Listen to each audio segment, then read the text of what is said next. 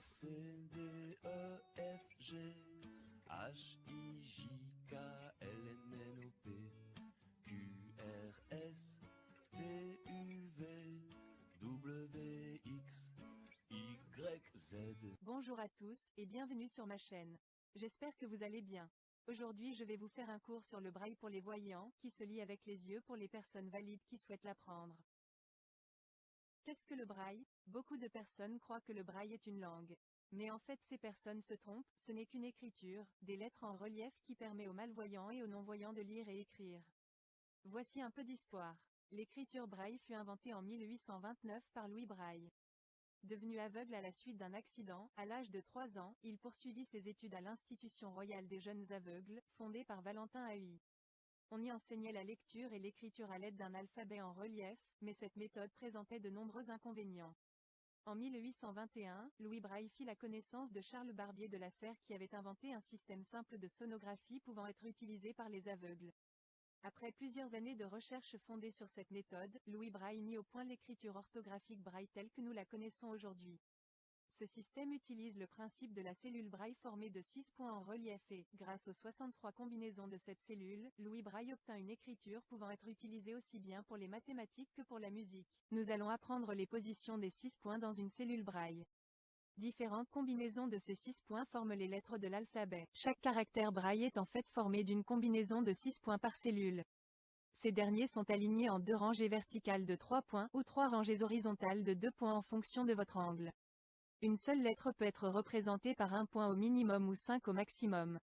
Petit exercice. À vous de retrouver le bon ordre des points sur cette cellule. Vous en souvenez-vous? Prenez une feuille et reformez une cellule et indiquez les bons emplacements des points.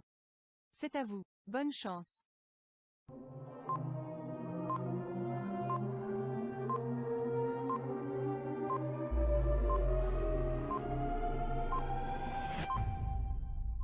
Alors corrigeons. Marquez-moi en commentaire si vous avez eu juste tous les fautes que vous avez faites. Maintenant que l'on a observé cette cellule et qu'on sait où placer les points, nous allons commencer à apprendre les lettres. C'est parti. La lettre A est représentée par le point 1 de la cellule. La lettre B est représentée par le point 1 et 2. La lettre C est représentée par le point 1 et 4. La lettre D est représentée par le point 1, 4 et 5.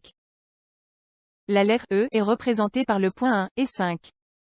La lettre F est représentée par le point 1, 2 et 4. La lettre G est représentée par le point 1, 2, 4 et 5. La lettre H est représentée par le point 1, 2 et 5. La lettre I est représentée par le point 2 et 4. La lettre J est représentée par le point 2, 4 et 5. La lettre K est représentée par le point 1 et 3. La lettre L est représentée par le point 1, 2 et 3. La lettre M est représentée par le point 1, 3 et 4. La lettre N est représentée par le point 1, 3, 4 et 5. La lettre O est représentée par le point 1, 3 et 5.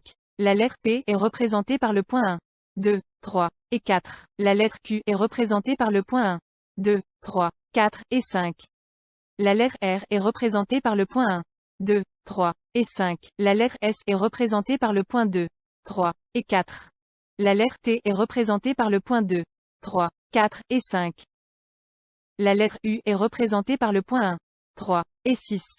La lettre V est représentée par le point 1, 2, 3 et 6. La lettre W est représentée par le point 2, 4, 5 et 6. La lettre X est représentée par le point 1, 3, 4 et 6. La lettre Y est représentée par le point 1, 3, 4, 5 et 6. La lettre Z est représentée par le point 1, 3, 5 et 6. Merci d'avoir suivi ce premier cours de braille. La prochaine vidéo sera sur les chiffres. Si tu as aimé ce cours, clique sur j'aime. Et n'oublie pas de t'abonner pour pouvoir être averti de mes prochaines vidéos. Bonne journée.